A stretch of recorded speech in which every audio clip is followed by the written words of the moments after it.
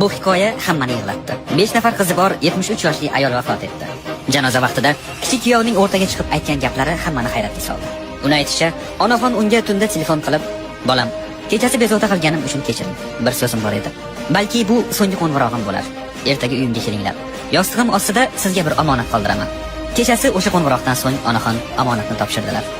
Janozaga qarindosh urug', qo'shnilar va mahalla ahli yig'ildi.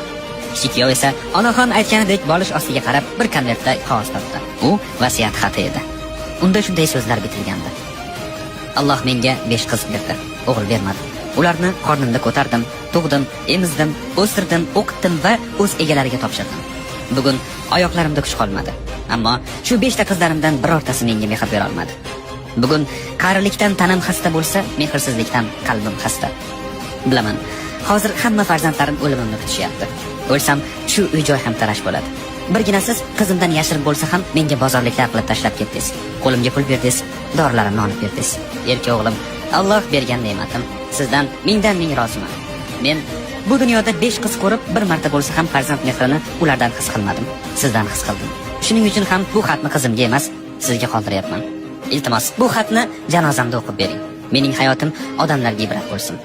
Bolalarni boqaman deb tarbiyalarga vaqt ajratmay, menga o'xshab oxirida xor bo'lmasinlar. Uyini bo'lsa sizga vasiyat qilaman. Uni soting va tushgan mablag'larni yetimlarga va tolibi ilmlarga bering.